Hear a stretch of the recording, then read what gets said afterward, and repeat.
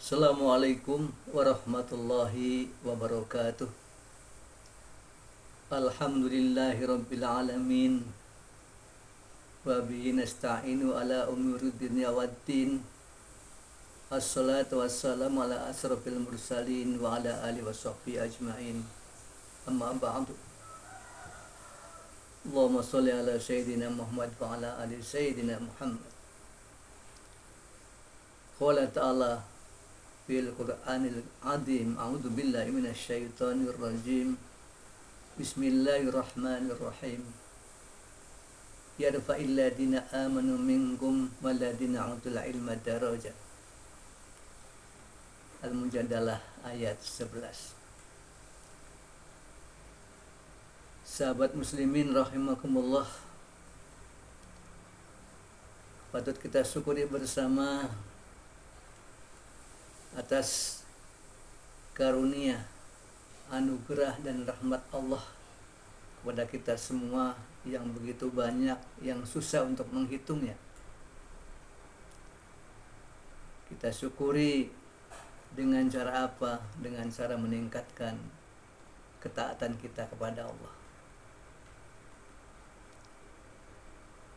Salawat serta salam semoga tetap Allah limpah curahkan kepada junjungan kita Nabi besar Muhammad sallallahu alaihi wasallam beserta keluarganya yang suci, para sahabatnya yang setia, dan para umatnya yang patuh taat kepada ajarannya dan semua risalah yang dibawahnya, sehingga mendapatkan syafaat di yaumil qiyamah nanti, termasuk kita semua, amin ya rabbal alamin. Sahabat muslimin rahimakumullah, kesempatan ini saya ingin menyampaikan bahwa untuk peningkatan, untuk kemuliaan ataupun ketinggian derajat ibadah kita itu sangat ditentukan oleh dua faktor, yaitu keimanan dan keilmuan. Iman dan ilmu. Nih, sebagaimana tadi surat yang saya bacakan, A'udzubillahi minasyaitonir rajim. Bismillahirrahmanirrahim. Yarfa'il ladina amanu minkum waladina utul ilma darajat. Yang artinya kurang lebih Allah mengangkat derajat orang-orang yang beriman di antara kita dan orang-orang yang memiliki pengetahuan. Ini udah jelas. Makanya ketinggian nilai ibadah kita, ketaatan kita kepada Allah, yaitu bisa diukur daripada keimanan kita dan juga keilmuan kita. Suatu contoh misalnya ibadah yang pertama kali ditanyakan ketika hisab nanti adalah ibadah sholat. Sholat ini adalah suatu ibadah yang diwajibkan kepada seluruh umat muslim, baik laki maupun perempuan. Ini untuk penegasan perintah sholat ini juga sangat termasuk ditegaskan lagi oleh penjelasan ataupun kalam Allah, ya. As-sholatu tanhanil faksai wal munkar. Bahwa sholat itu bisa mencegah manusia dari berbuat keji dan mungkar. Tapi apakah itu berlaku untuk semua orang? Atau hanya kepada orang-orang yang betul-betul ibadahnya memenuhi peraturan, memenuhi syarat-syaratnya, rukun-rukunnya, dan juga pemahamannya? Nah, ini tidak berlaku untuk orang yang sholat melakukan hanya menggugurkan kewajiban, ya, tapi tidak memperhatikan rukun-rukunnya sholat, yang wajib, yang sunnah. Nah, inilah kita ini hadirin yang dirahmati Allah, bahwa ibadah melaksanakan sholat juga masih pada tingkat syariat. syariat itu saja sama dengan tata cara, di mana pemahaman ibadah sholat ini adalah sebuah ibadah, ya, rentetan ibadah yang diawali dari takbiratul ikram, diakhiri dengan salam. Nah, kemudian di sana ada bacaan doa iftitah, Fatihah.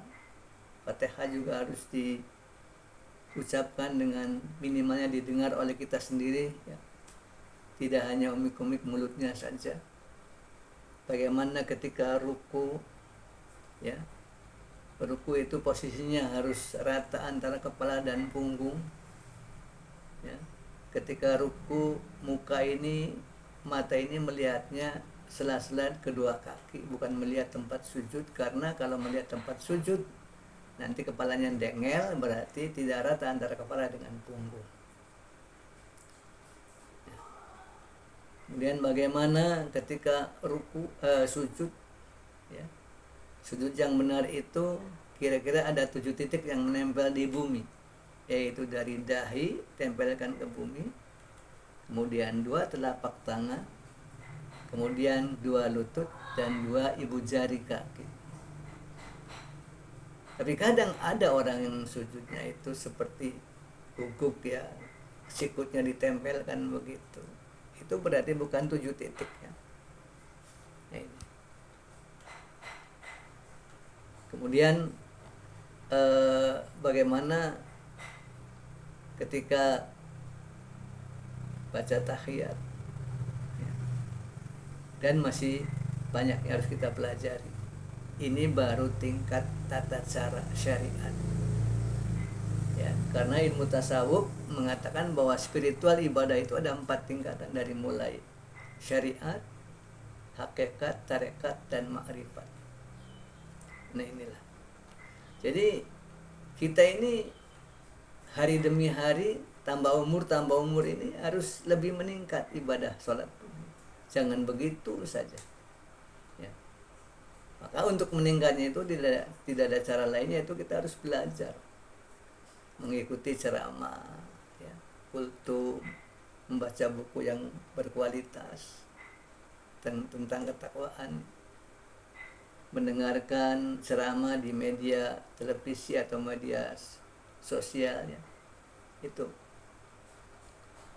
Jadi sekali lagi, maka marilah untuk kesempurnaan dan nilai ibadah ini lebih meningkat, lebih tinggi, kita harus barengi dengan belajar, ya, terutama ilmu-ilmu agama ini. Kalau diibaratkan anak sekolah itu, SD belajarnya tentang itu, naik di SMP belajarnya itu lagi, SMA itu lagi, di perguruan tinggi juga itu lagi, ya, kita rugi, ya, rugi. Maka sekali lagi dibarengi dengan ilmu, karena menuntut ilmu itu adalah wajib hukumnya. Tolabul ilmi fardhatun 'alal muslimin wal muslimat. Menuntut ilmu adalah wajib bagi kaum muslimin dan muslimat, baik laki-laki maupun perempuan. Ibaratnya kalau misalnya ada kita akan membuat magnet, ya, paku besar kira-kira berkekuatan magnet, ya, harus digosok dengan magnet yang tetap, ya, magnet yang betul-betul punya tenaga magnet. Itu kalau tidak tahu caranya, maka paku yang akan kita buat magnet ini nggak akan jadi. Kalau hanya ditempelkan gosokan ke atas ke bawah, tidak akan pindah kekuatan magnetnya. Paku besar itu tidak akan berubah menjadi magnet atau mengandung kekuatan magnet. Tapi bagaimana caranya? Yaitu dari atas ke bawah, terus lepas lagi atas ke bawah, ulangi atas ke bawah, atau dari kiri ke kanan. Kalau kiri kanan bolak-balik itu, maka sampai sejam juga nggak akan punya tenaga magnet. Nah, itu makanya kita juga sholat berulang kali itu nanti lama-lama akan punya kekuatan. akan punya tenaga, ya, giroh, semangat ya. Ya, jadi mari sekali lagi untuk menyempurnakan ibadah kita ini selalu belajar dan belajar, ya. Mudah-mudahan apa yang saya sampaikan ini bermanfaat, ya. Billahi taufiq wal hidayah wal inayah. Wassalamualaikum warahmatullahi wabarakatuh.